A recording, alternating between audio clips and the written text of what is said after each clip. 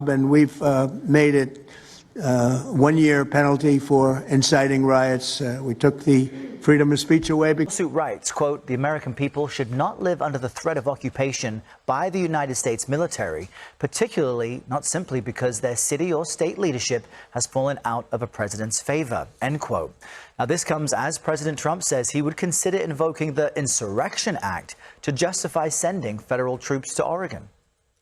If I had to enact it, I'd do that. If people were being killed and courts were holding us up, or governors or mayors were holding us up. The president has plenary authority. He was a powerful GOP donor and political operative, and now he'll be spending 21 years in prison. Anton Lazzaro was sentenced today for sex trafficking minors after he was found guilty of those crimes in March. Fox 9's Karen Scullin now with what happened in court and how he got to this point. Karen?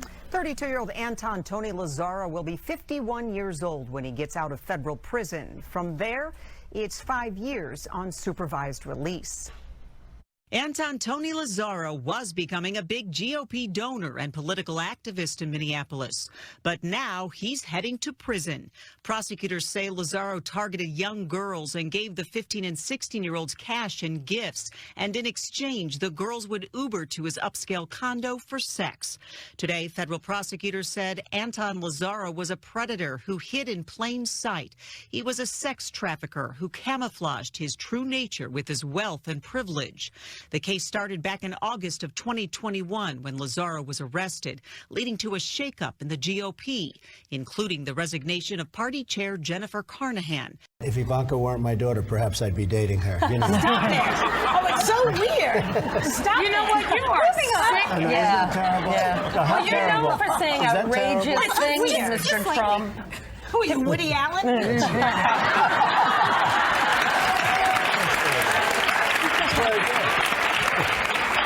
Donald Trump knew that I was 13 because the first night that I was there, Tiffany actually suggested that, she had a whole bunch of different wigs, and I expressed interest in them. I always told her that I would love to walk around with blue hair, and so I tried some on, and there was a blonde wig that she said that looked great on me. So I wore that wig, and Donald Trump had specifically asked about me because I remind him of his daughter, and she said, well, she's 13 as well. Well, I was going to say sex, but I can't relate that. His name is Andy Lucchese. He was a friend of Donald Trump's in the 90s. Andy was a successful model who still does modeling to this day, working for Lock Management. Andy's face may seem familiar. He was the face of Tommy Bahama for over a decade. And in Michael Gross's article that ended up being published by the Daily Beast, for some unknown reason, Andy Lucchese allowed Gross to attach his name to his quotes. That I was a recruiter for the parties. As for the parties themselves, there was cocaine around. Donald Trump did not do cocaine. He was in control of himself. Girls? Well, of course. But did he have sex with his female party guests? So, he's a man with a woman. How old were they? A lot of girls, 14, look 24. That's as juicy as I can get.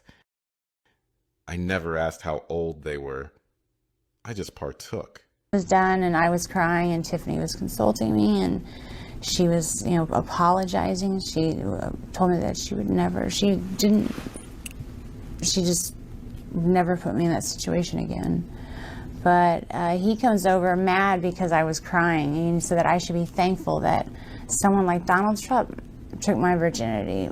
He basically didn't say took my virginity. He said, I should be glad that someone like Donald Trump popped my cherry and not some pimply little 14-year-old.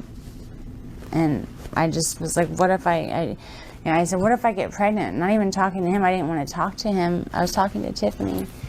And he said, well, you'll get an abortion then, bitch, and then just walked away. And I asked, I told Tiffany I needed to go home.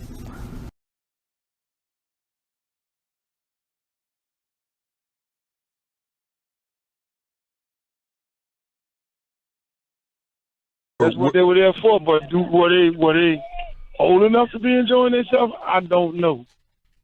Was there sex? Of course there was. I guess that's a stupid question now to ask. Okay, so I think I got you now. You're saying that all this was going on and you weren't clear as to whether these were adults. I wasn't clear whether or not they were adults, and I wasn't clear whether or not, whether I wanted to be in that kind of environment. Okay, he said, look, I got all these women. I got these women from the pageant. They're going to be there. So we went. It was like, hey, man, I got a pageant down here. I'm hosting these women at the house, okay, up in Palm Beach. They send some cars to pick us up. We get in the cars. We drive up there. Me, Mike, Eddie Murphy, we all in our own individual cars. Alexia Palmer was recruited from Jamaica and brought to the U.S. by the Trump agency under a special H-1B visa program for foreign workers. In government documents filed by the Trump agency, it said Palmer would make at least $75,000 a year for 3 years as a full-time employee. And did that seem like a lot of money to you? Yes. But she got nothing close to that from the more than 21 shoots, including this campaign for Iman Cosmetics. According to a lawsuit she's now filed, the Trump agency deducted some 80% of her earnings as fees and expenses, leaving her with a total for 3 years of only $3,880,